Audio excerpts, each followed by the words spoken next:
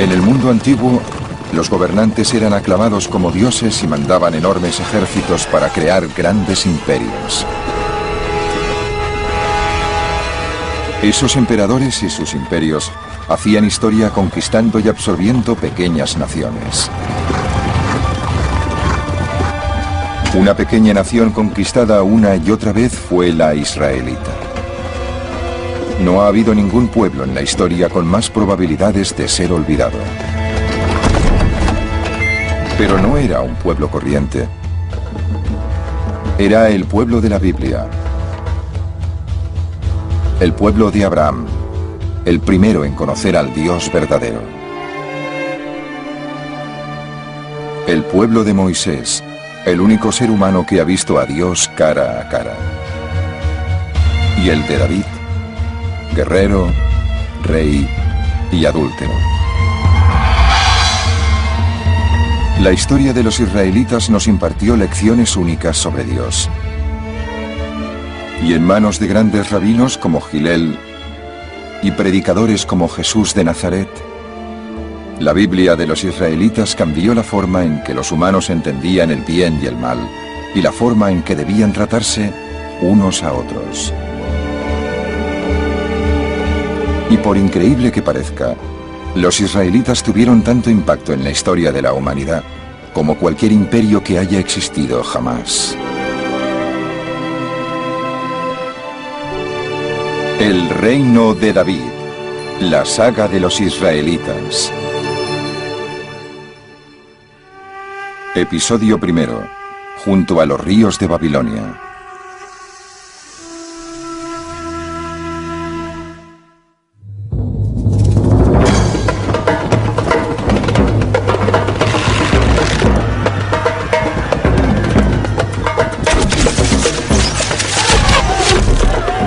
En el año 589 a.C., el pueblo de Judá, el último de los israelitas, se rebeló contra el rey babilonio Nabucodonosor. Este respondió ordenando a sus tropas que arrasaran Jerusalén y destruyeran la posesión más preciada de la gente de Judá, el templo de Salomón. Luego, Nabucodonosor ordenó que el rey de Judea viera cómo mataban a sus hijos ante sus propios ojos, en prueba de que su dinastía había llegado a su fin.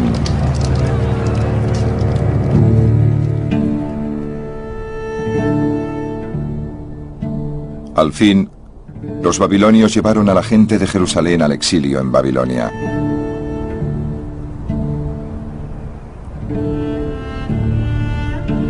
Durante el viaje de 10.000 kilómetros que separaba su diminuto país de Babilonia, el futuro de los hijos de Judea parecía muy oscuro. Solo unas cuantas generaciones antes, las tribus israelitas del norte habían marchado al exilio y desaparecido para siempre.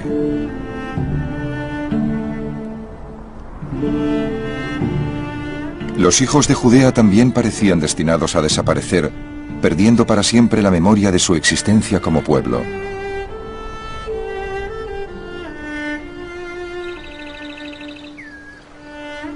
Su desánimo se captó en un poema del libro de los Salmos. Junto a los ríos de Babilonia nos sentamos a llorar recordando Sión. Colgamos de los nísperos nuestras arpas, porque nuestros carceleros nos pedían que cantáramos una canción. Pero ¿cómo podemos cantar una canción del Señor en tierra extraña?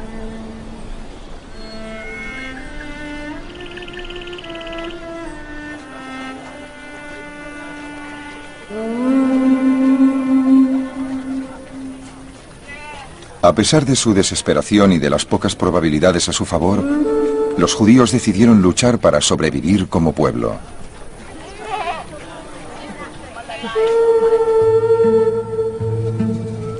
Decidieron luchar no con lanzas y espadas, sino escribiendo un libro. Aprovechando cualquier momento libre, los grandes escribas de Judea empezaron a reescribir y reunir todas las historias sobre su pasado que conservaban de sus antecesores.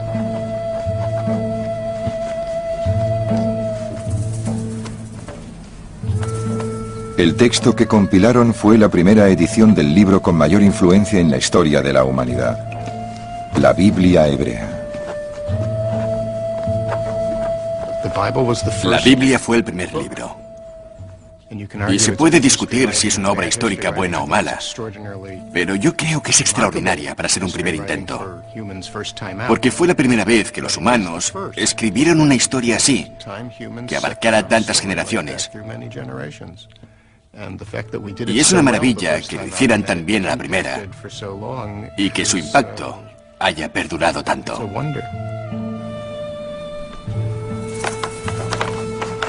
Los escribas se entregaron a lo que consideraban una misión sagrada: revivir las lecciones de la historia para sus compañeros de exilio, para que entendieran por qué estaban en Babilonia y cómo podían volver a Jerusalén.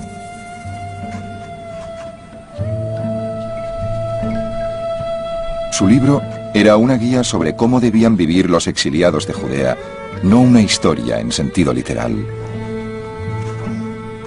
Hoy en día, muchos escépticos se preguntan si las historias de la Biblia contienen algo de verdad. Son ciertas en parte y en parte no. En otras palabras, los escritores bíblicos querían ilustrar los hechos, aclarar su significado tal como ellos lo entendían. La gente actual decimos, un momento, queremos saber lo que pasó en realidad. Para nosotros, escépticos o no, la pregunta suele ser si una historia que no es verdadera en todos sus detalles puede ser moralmente edificante. La respuesta es sí. La Biblia no tiene por qué ser cierta literalmente en todos sus detalles para ser verdadera en otros sentidos. Las historias contaban que el padre de todos los judíos era Abraham. Abraham nació en la ciudad de Ur, en Mesopotamia.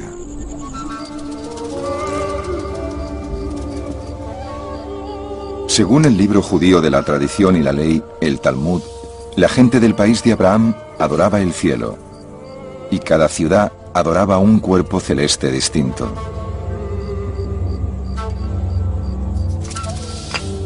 El padre de Abraham fabricaba y vendía ídolos a la gente de la ciudad de Ur.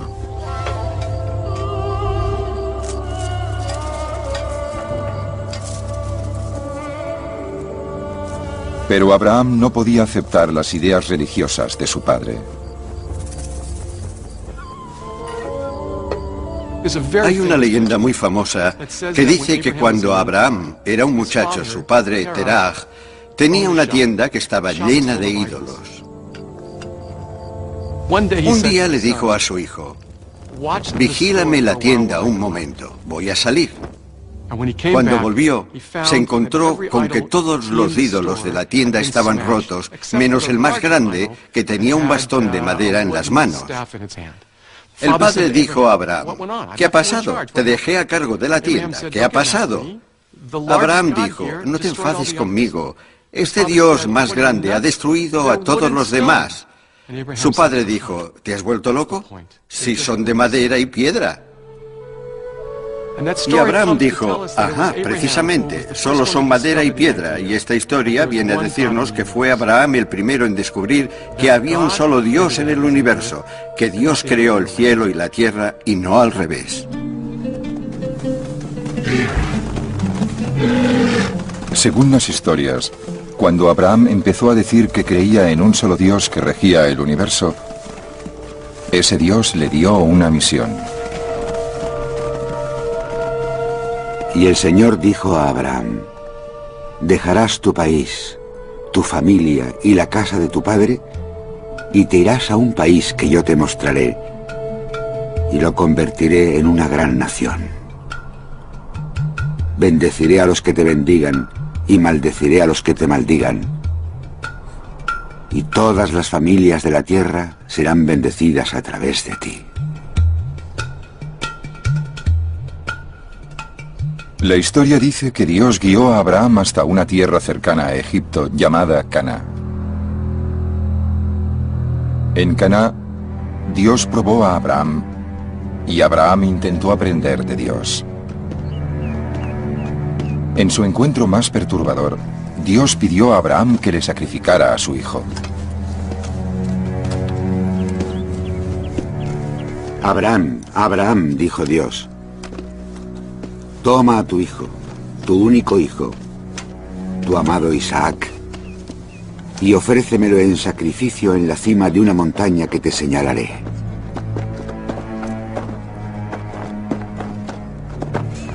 Abraham tomó la leña para el sacrificio y la cargó a la espalda de Isaac. Cuando llegaron al lugar fijado, Abraham construyó un altar y arregló la leña. Luego Abraham alargó la mano y tomó el cuchillo para matar a su hijo. Pero el ángel del Señor le llamó desde el cielo. Abraham, Abraham, dijo, no alces tu mano contra el muchacho. Ahora sé que temes a Dios. No le has negado a tu hijo, a tu único hijo. Toma el cordero que te doy y sacrifícalo en su lugar.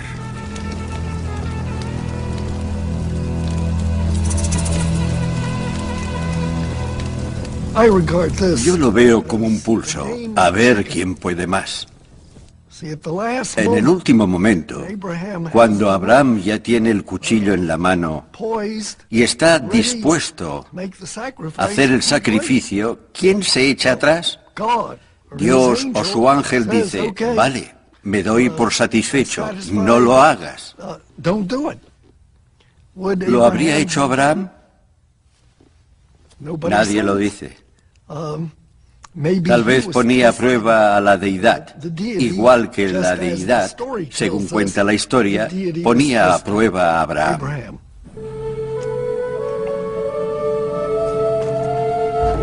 La historia cuenta que gracias a la obediencia de Abraham, Dios le hizo una promesa. Juro por mí mismo que por lo que has hecho, por no haberme negado a tu propio hijo, haré que lluevan las bendiciones sobre ti. Tus descendientes serán tan numerosos como las estrellas del cielo. Abraham es, digamos, una figura mítica. Si existió históricamente o no, es casi irrelevante para lo que representa, que es el rechazo de la idolatría y la idea de convertirnos en un pueblo que adora a un solo Dios. En el imaginario judío, Abraham destaca por su hospitalidad, por su buen recibimiento a los demás, y creo que ese es el corolario de su monoteísmo, que todos somos hermanos y hermanas, y por eso somos bienvenidos bajo la misma tienda. La historia de la relación de Abraham con Dios hablaría con tanta fuerza a las futuras generaciones que Abraham fue adoptado como fundador del Islam y del cristianismo, así como del judaísmo.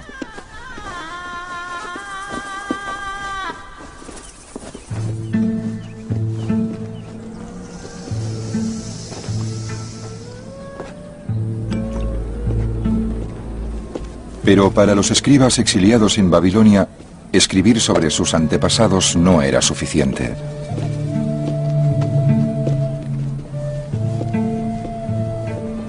El gran desafío era encontrar un sentido a su propio mundo. ¿Cómo era posible que el pueblo al que Dios prometió a Abraham convertir en una gran nación terminara al borde de la extinción en Babilonia?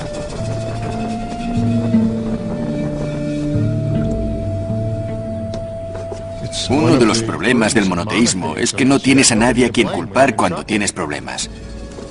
En las religiones paganas, si otra nación te derrota, puedes decir que su Dios es más poderoso que el tuyo. Pero en el caso del monoteísmo, si estás sufriendo, es porque algo malo habrás hecho.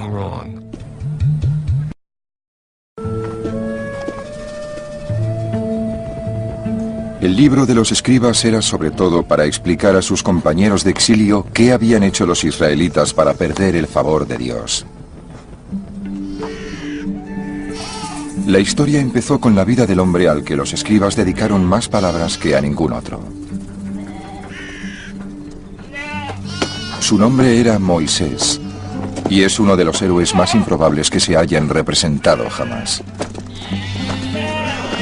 Según la Biblia, los antepasados de Moisés huyeron desde Canaán hacia Egipto durante una hambruna y fueron capturados como esclavos.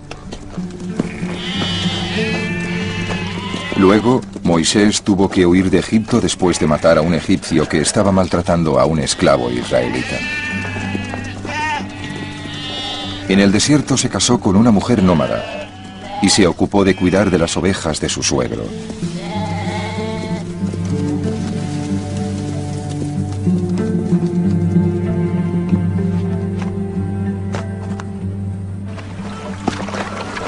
Pero Dios tenía otros planes para Moisés.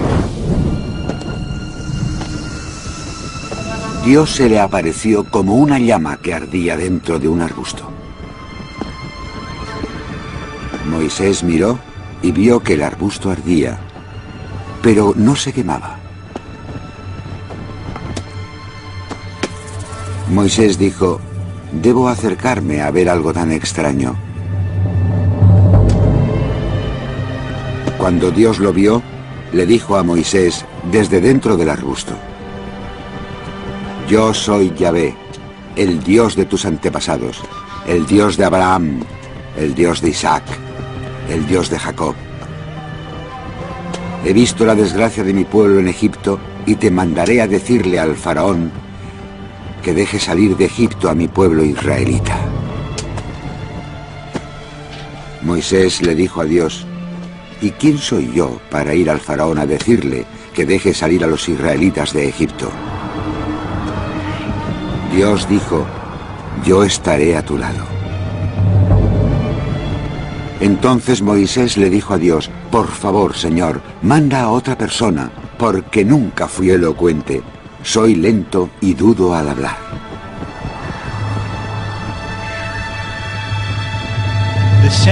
El sentido que sacamos de la Biblia es que Moisés se siente abrumado, humilde y asustado. Se asusta porque comprende que encontrarse con Dios no es solo una experiencia emocionante, sino que también exige mucho de la persona que se encuentra con Dios. Y Moisés sabe que desde ese momento su vida ya no será la misma. Y como acaba de alcanzar una vida estable, se nota que siente que es un momento muy emocionante para él, como lo sería para cualquier ser humano, pero que al mismo tiempo quisiera huir. De mala gana, Moisés vuelve a Egipto. Allí, siguiendo órdenes de Dios, inflige 10 plagas a los egipcios. Durante la 10ª plaga, que fue el origen de la Pascua, Moisés dijo a los israelitas que marcaran con sangre los quicios de sus puertas, para que el ángel de la muerte pasara de largo cuando matara a los primogénitos de todas las familias egipcias. Según las historias, después de la 10ª plaga, el faraón de Egipto liberó a los israelitas. Entonces Moisés los guió fuera de Egipto, hasta el desierto del Sinaí. En las tradiciones posteriores de la Biblia hebrea, la historia del Éxodo es el punto de inicio, es donde empieza la gran historia épica de Israel. ¿Pero es cierta? Según la historia de la Biblia, por ejemplo, serían 2 o 3 millones de israelitas vagando por el desierto. Se indica una lista de una docena de sitios que visitaron. La verdad es que el desierto no podría haber mantenido más que a unos cuantos miles de nómadas, y de las docenas de lugares mencionados en la Biblia solo podemos identificar 1 o 2. Así que la mayoría de los arqueólogos han renunciado a buscar una base arqueológica para las historias del Éxodo. No tenemos ninguna prueba. Para los escribas, era imposible relatar con una mínima exactitud histórica unos hechos que habían ocurrido 700 años antes de su tiempo. Lo único que podían hacer era comunicar a sus compañeros de exilio las lecciones eternas que enseñaba la historia de Moisés. Los estudiosos modernos discuten muchos aspectos de la historia del Éxodo. Pero lo importante de la historia no es que relata los hechos, sino que es verdadera. En otras palabras, la historia del Éxodo es una historia que contiene algunas de las verdades más profundas de la condición humana. ¿Qué significa vagar por el desierto? ¿Qué significa soñar con una tierra prometida? ¿Qué significa huir de la esclavitud y sentirse a la vez desorientados y emocionados con la idea de la libertad? Y esta es una historia sagrada, porque no solo contiene verdades, sino que contiene verdades animadas e inspiradas por Dios. Y así, la historia del Éxodo sirve para guiar nuestras vidas, aunque no fueran 600.000 hombres los que salieron de Egipto, aunque fueran 5, aunque no fuera ninguno.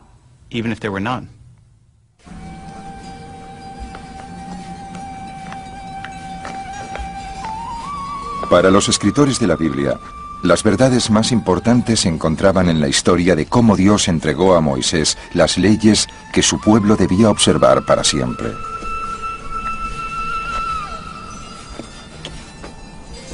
La Biblia dice que cuando Dios entregó esas leyes a Moisés, fue la única vez que se encontró cara a cara con un ser humano. El Señor descendió sobre el monte Sinaí y llamó a Moisés a la cima de la montaña. Y Moisés subió. Luego Dios le dictó sus palabras. Le dijo: Yo soy Yahvé, tu Dios, que te sacó de Egipto. No adorarás a ningún otro Dios que a mí. No esculpirás imágenes para venerarlas ni servirlas. No usarás el nombre de Yahvé en vano. Recordarás el día del Sabbat y lo santificarás. Honrarás a tu padre y a tu madre. No matarás. No cometerás adulterio. No robarás. No prestarás falso testimonio. No codiciarás los bienes del prójimo.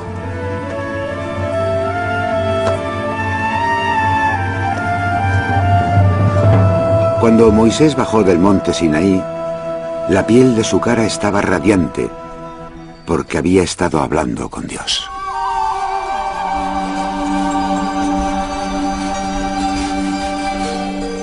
Lo más revolucionario de los 10 mandamientos fue que Dios no se preocupa sobre todo de cómo los humanos tratan a Dios, que al fin y al cabo era el ideal pagano. Hay que hacerle sacrificios como es debido, hay que obedecer sus indicaciones, porque los dioses te tratarán bien si tú les tratas bien. Pero los 10 mandamientos dicen que Dios se preocupa de cómo los humanos se tratan unos a otros. El enfoque deja de ser honrar a Dios tratando bien a Dios para honrar a Dios tratando bien a la persona que tienes delante. Los 10 mandamientos resumieron la esencia del mensaje judío para todos los tiempos.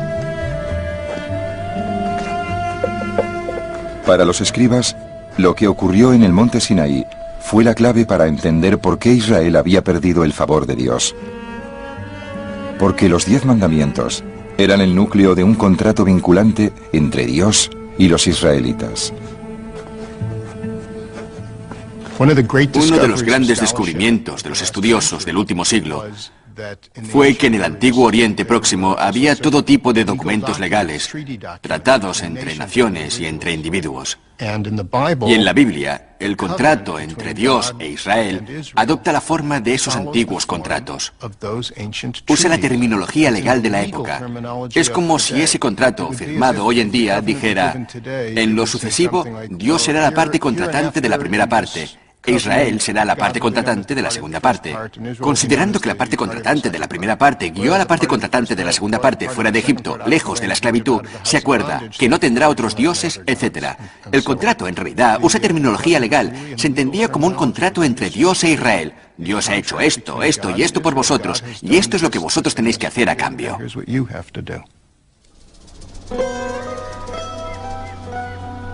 Después del Sinaí, el resto de las historias de los israelitas serían en esencia análisis sobre si habían cumplido o no los mandamientos de Dios.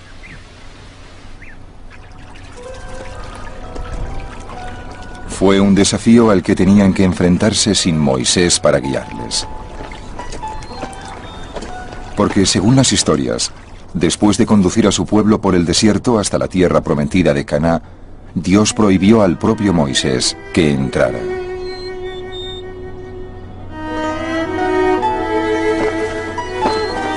Moisés subió al monte Nebo y Yahvé le mostró todo el país. Esta es la tierra que juré entregar a Abraham, Isaac y Jacob, diciendo: se la daré a vuestros descendientes. Te he permitido que la vieras, pero no cruzarás sus umbrales. Entonces Moisés, servidor de Yahvé, murió. Desde entonces, nunca ha habido un profeta como Moisés, el hombre que conoció a Yahvé cara a cara.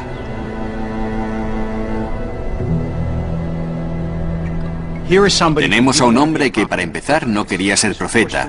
Fue Dios quien le obligó. Todo con la idea de llegar a la tierra prometida y luego, a las mismas puertas de la tierra prometida, le dice que no puede entrar y que debe morir.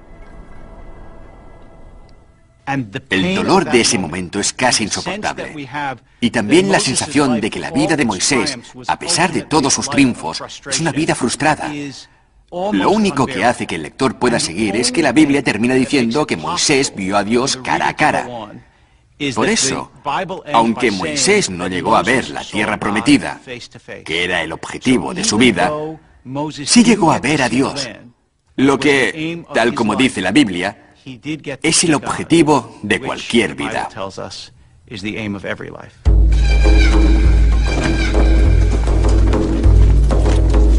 Las historias dicen que a la muerte de Moisés, los israelitas invadieron la tierra de Canaán. Dios hizo caer los muros de Jericó ante ellos y barrieron a los cananeos de su tierra tras una serie de grandes victorias militares. Pero según las pruebas históricas, los israelitas no invadieron Canaán, sino que eran cananeos también. ¿Por qué los arqueólogos de hoy en día discuten que los primeros israelitas no eran recién llegados a Canaán, sino indígenas? ¿Cómo podemos saberlo? Lo sabemos por su vajilla, que sigue la tradición de finales de la Edad de Bronce en Canaán. En esos asentamientos del siglo XII no encontramos nada nuevo que podamos identificar como israelitas. Fabrican vajillas del mismo estilo que la gente de esa zona llevaba siglos fabricando. También sabemos que los pasajes más antiguos de la Biblia de los hebreos describen la religión israelita de forma muy parecida a la religión cananea. Así que la continuidad entre la cultura cananea de finales de la Edad de Bronce y la llamada cultura israelita de la Edad de Hierro es muy estrecha. Las pruebas históricas sugieren que los israelitas provenían de las capas más bajas de la sociedad cananea. Esclavos, pastores, nómadas, que en una época especialmente dura marcharon para empezar una nueva vida en las montañas de Canaán. Se convirtieron en pueblo no combatiendo, sino contando historias. Uno de los misterios a los que nos enfrentamos es explicar cómo un pueblo se convierte en pueblo, cómo se forma la identidad étnica y cultural. Si los primeros israelitas eran un puñado de pastores, nómadas, campesinos y bandidos, ¿cómo se reunieron en esa zona y formaron una identidad tan fuerte? Una de las cosas que hemos aprendido en los últimos años es que la identidad cultural es en gran parte una ficción cultural. Así es como los israelitas crearon su identidad, contando sus historias. Es como si la historia creara al pueblo, tanto como el pueblo crea la historia. Las historias que contaban los israelitas eran muy adecuadas para inspirar y guiar a una nueva comunidad, porque contenían una riqueza de detalles increíbles sobre las vidas y las relaciones entre seres humanos.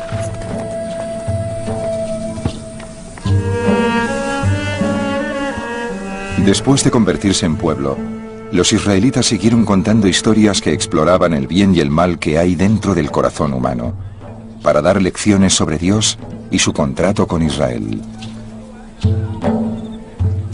Uno de los grandes retratos del ser humano, con sus virtudes y sus debilidades, es la historia del rey David.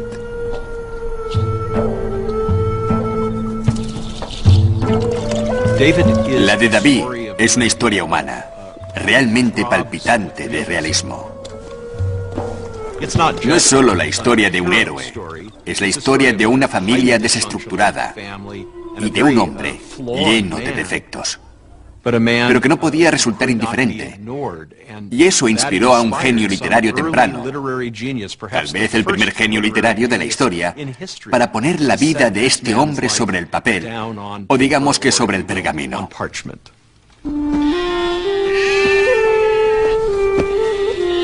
En la primera historia que se cuenta de él, David era solo un muchacho campesino, hasta que un día Dios habló al profeta Samuel. Te enviaré a Jesé de Belén, porque he encontrado un rey para mí entre sus hijos. Samuel se dirigió a casa de Jesé a buscar al futuro rey.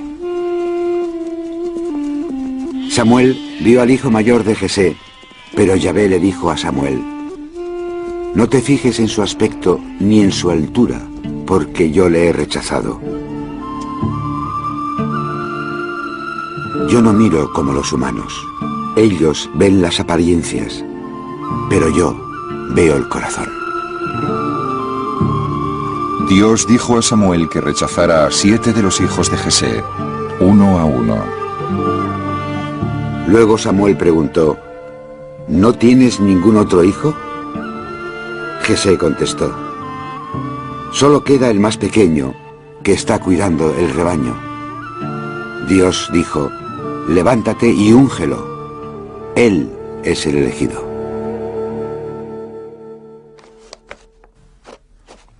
Los israelitas ya tenían un rey llamado Saúl, pero era un hombre atormentado, que había irritado a Dios. Ignorante del destino de David, Saúl admitió al joven en su palacio para que tocara el arpa y calmara su espíritu. Pronto, David fue como un hijo para Saúl. Entonces, un día, llegó al palacio la noticia de que el mayor de los guerreros filisteos, Goliat, había desafiado a los israelitas a que mandaran a alguien a luchar con él en combate singular. Nadie se atrevía a aceptar el desafío. Solo el joven arpista del rey.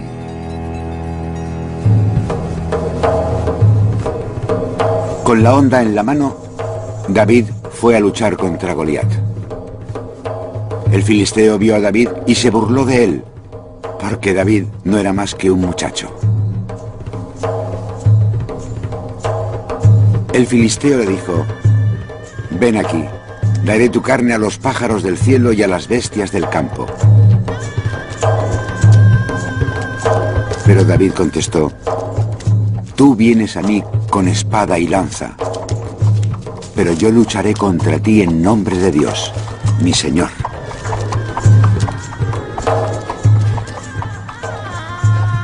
Para los escritores de la Biblia, la historia del pequeño David matando a Goliat significaba mucho más que una simple batalla.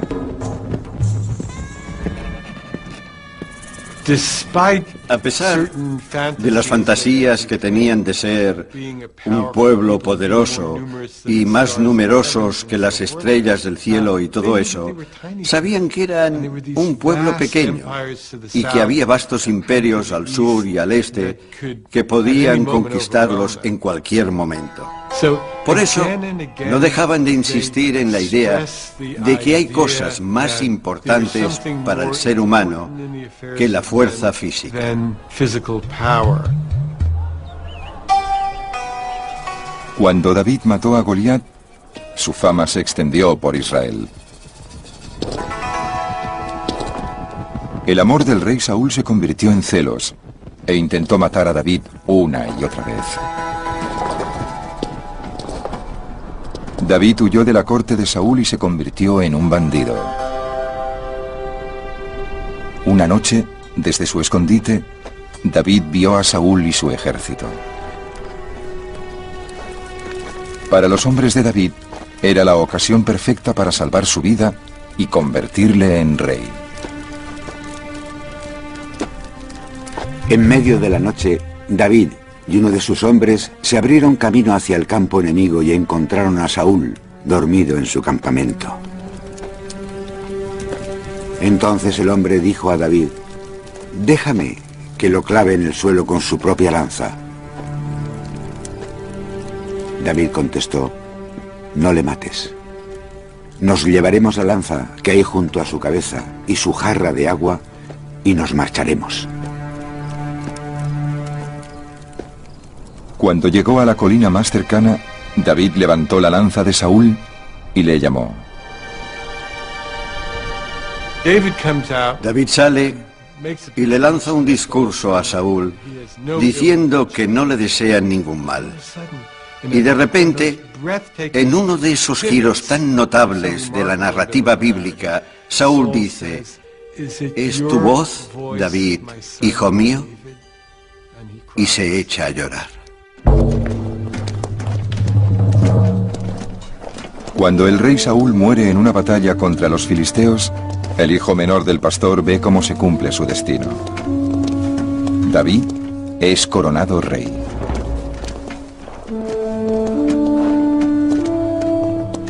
Pero usar su nuevo poder con prudencia resultó un desafío mucho mayor para David. Y las lecciones más importantes que nos imparte su historia vienen precisamente de sus fracasos. David no es un santo de altar, no es un hombre perfecto. Es un hombre gobernado por sus pasiones y ambiciones. Sobre todo por su pasión por las mujeres. Así que además de mostrar su lucha por el poder, la Biblia nos permite conocer detalles íntimos de su vida privada y sus aventuras con varias mujeres. La más famosa de todas fue su aventura amorosa con Betsabé. Un día, cuando estaba en la terraza de su palacio, David vio a una mujer bañándose en una terraza cercana. David hizo averiguaciones y le dijeron que la mujer se llamaba Betsabé. David mandó mensajeros a buscarla. Ella vino y él se acostó con ella. Cuando Betsabé le dijo que estaba embarazada, David hizo que mataran a su marido en una batalla.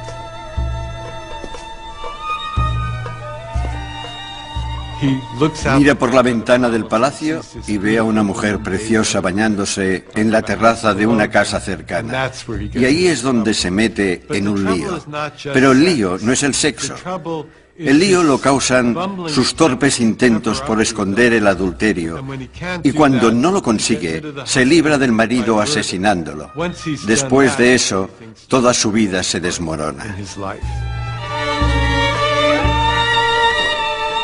Cuando David se casó con Betsabé, Dios mandó a un profeta para que se enfrentara a él. Y David confesó su pecado. En el mundo antiguo, el rey es la ley. Y el momento clave de la historia de David y Betsabé es cuando David se levanta y dice: «Sí, he pecado y debo ser castigado». Entonces nos damos cuenta de que la revolución de Israel ha ganado. Porque David reconoce que Dios está por encima de todos los seres humanos y ningún ser humano, ni el rey, ni el guerrero, ni siquiera el profeta, está por encima de la ley.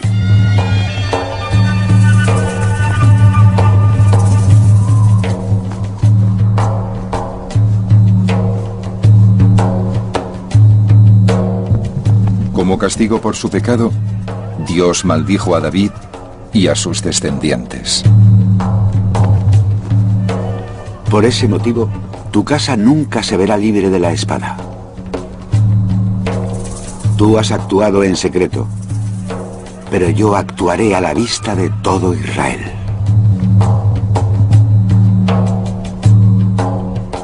En sus últimos años, David fue traicionado por su hijo favorito y se convirtió en un anciano débil y solitario.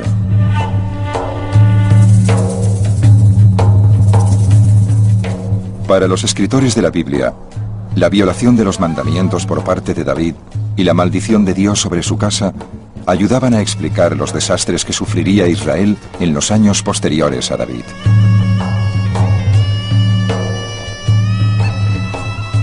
La Biblia dice, y los registros arqueológicos lo confirman, que en el año 720 a.C., los asirios conquistaron las 10 tribus del norte de Israel y las deportaron a las regiones más lejanas de su imperio. Al poco tiempo se disolvieron entre sus nuevos vecinos y la mayor parte de los israelitas desaparecieron para siempre de las páginas de la historia. Poco después, los asirios empezaron a amenazar a la última tribu que quedaba de los israelitas, la de Judá. La narración de lo ocurrido es la más importante de la Biblia, porque esconde la sorprendente historia de cómo el monoteísmo se extendió por toda la tribu de Judá.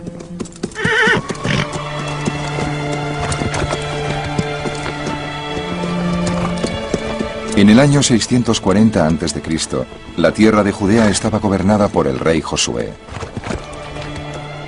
Josué tenía un miedo atroz a que su pueblo no estuviera preparado para enfrentarse a la amenaza no solo de Asiria, sino también de Egipto y Babilonia. La mayor parte del pueblo de Judea era gente rural, a quienes les importaba poco Jerusalén y su rey. Tampoco sabían gran cosa del contrato de Israel con el Dios único. En realidad, parece ser que la mayoría del pueblo de Judea adoraba a una diosa llamada Ashera y que creía era la esposa del Dios de Israel. Una lectura superficial de la Biblia hebrea hace suponer que todos los primeros israelitas eran monoteístas.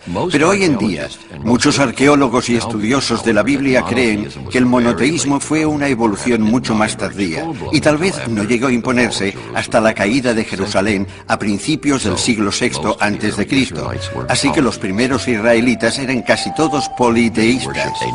Tal vez adoraban al nuevo Dios, Yahvé, pero junto a él adoraban a Alé, la antigua deidad masculina del panteón cananeo, y sobre todo adoraban a Ashera, la diosa madre. Ya sé que a muchos les parecerá difícil aceptar, pero Dios tenía una compañera.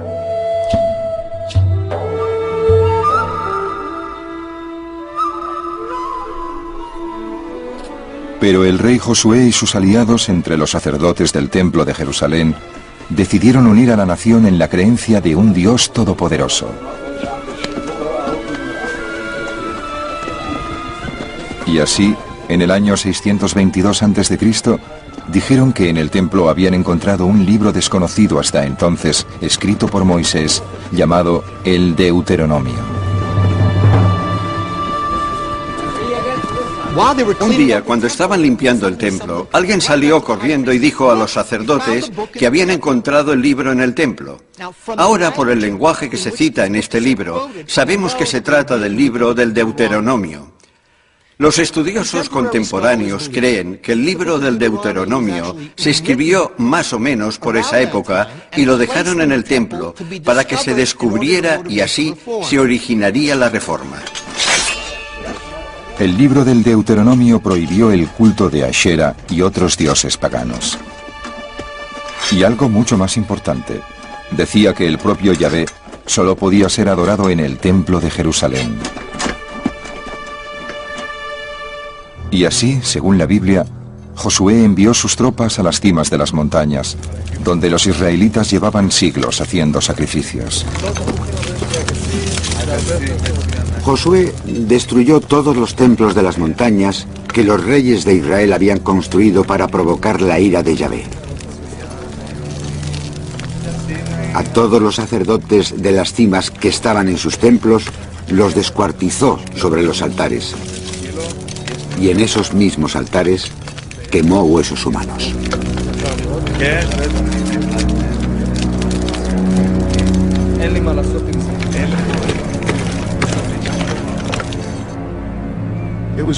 Fue una de las grandes revoluciones religiosas del antiguo Israel. Porque ahora no podías ir a cualquier sitio cuando querías sacrificar un animal. Solo podías hacerlo en un sitio. Fue el principio del monoteísmo en Israel. Los registros arqueológicos y el propio registro de la Biblia atestiguan que el monoteísmo no se impuso de la noche a la mañana. La gente no salió y dijo, vaya, sí que existe un solo Dios. Voy a tirar todas estas estatuas que tengo en casa, que pertenecieron a mi abuelo y a todos sus antepasados, y dejaré de adorar a los dioses que siempre he venerado. Era una idea increíblemente nueva para la gente. El Deuteronomio fue un logro increíble. Dio vida al monoteísmo en Judea, volviendo a narrar la historia de Moisés, centrándose sobre todo en enseñar cómo debían tratarse los humanos entre sí.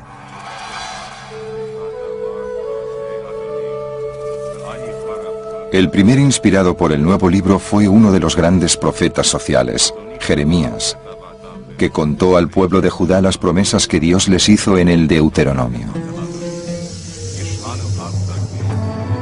Si os tratáis los unos a los otros con justicia, si no robáis a forasteros, viudas y huérfanos, si no derramáis sangre inocente y no seguís a otros dioses, os dejaré permanecer en este lugar, en este país que entregué para siempre a vuestros ancestros. La Biblia nos exige que nos cuidemos unos a otros y que nos amemos unos a los otros. Y los profetas nos dicen que haciéndolo encontraremos a Dios. Los profetas sociales insisten muchísimo en que si tienes riquezas, debes compartirlas. Como dice Amos, no puedes tumbarte en sofás de marfil y beber vino. Si no das a los pobres, le fallas a Dios. Y no cuentas para nada si vas a la iglesia o a la sinagoga. Con la nación gobernada por las leyes del Deuteronomio, el rey Josué creyó que tendría a Dios de su parte en la batalla para salvar a Judea. Decidió lanzar un ataque sorpresa contra la alianza egipcio-asiria, que creía era el mayor peligro para su pueblo.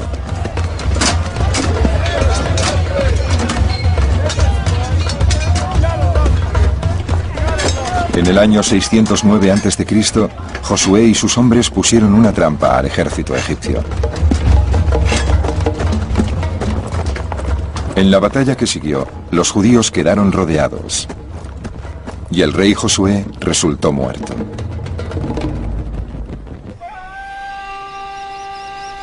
A la muerte de Josué, los reyes que le sucedieron restablecieron el culto de Ashera y de los demás dioses.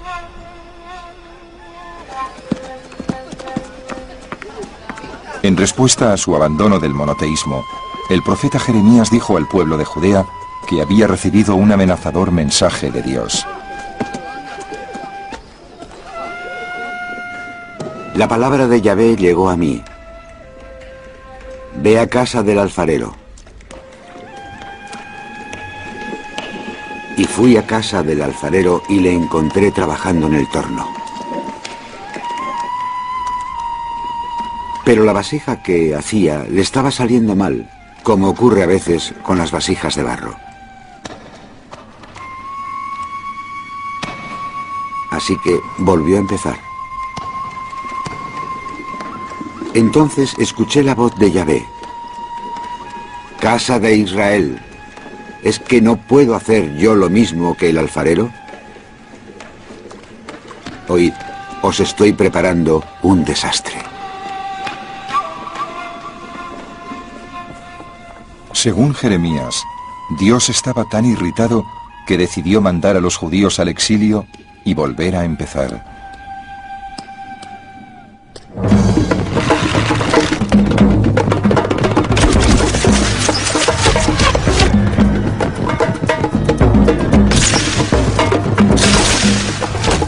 Nabucodonosor, rey de Babilonia, avanzó sobre Jerusalén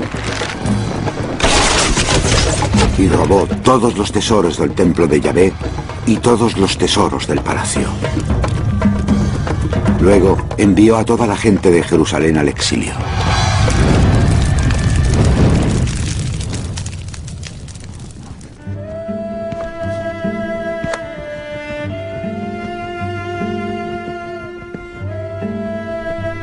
Con la conquista de Judea por los babilonios, los escribas llegaron al final de la historia de cómo el pueblo elegido fue enviado al exilio.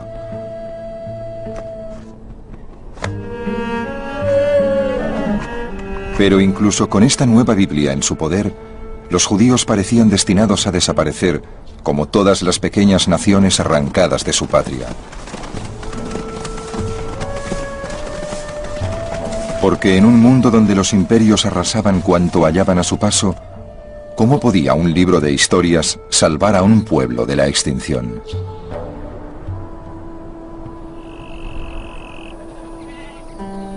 Pero en Babilonia ocurrió algo muy notable. Cuando los exiliados judíos leyeron y estudiaron la Biblia, su visión sobre sí mismos se transformó.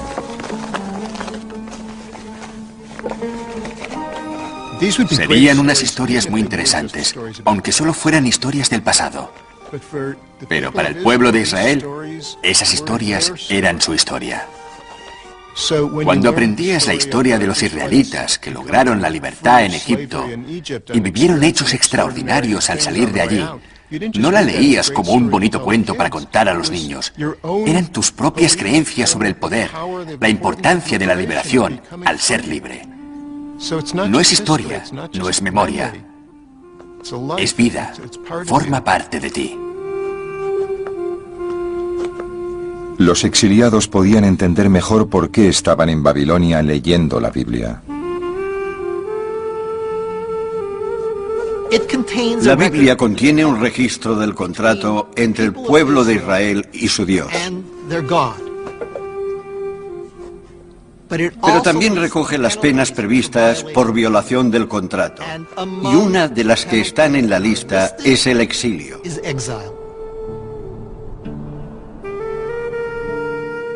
Aquí tenemos un libro histórico que cuenta una historia religiosa. No es un auténtico libro histórico, es un vehículo para expresar una filosofía religiosa. Pero la filosofía religiosa es que Dios es justo, y si te castiga, es que existe un motivo.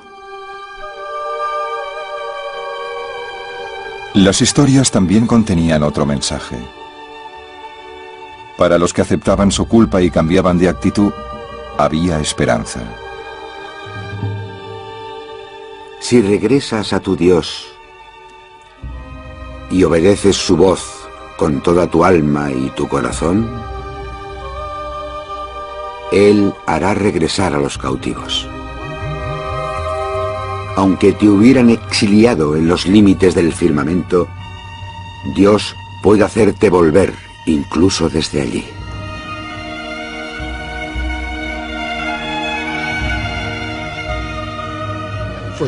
A corto plazo, estaba claro lo que debían hacer. Tenían que prestar atención al contrato y empezar a vivir según el contrato desde el exilio. Y lo que vemos en el exilio en Babilonia es una transformación de la religión israelita en algo nuevo que podríamos llamar la forma más temprana de judaísmo. En Babilonia, los judíos abrazaron la creencia en un Dios todopoderoso como nunca antes. Y al poco tiempo, en uno de los giros más notables de la historia, su convicción de que Dios permitiría a su pueblo fiel volver a casa se convertiría en realidad.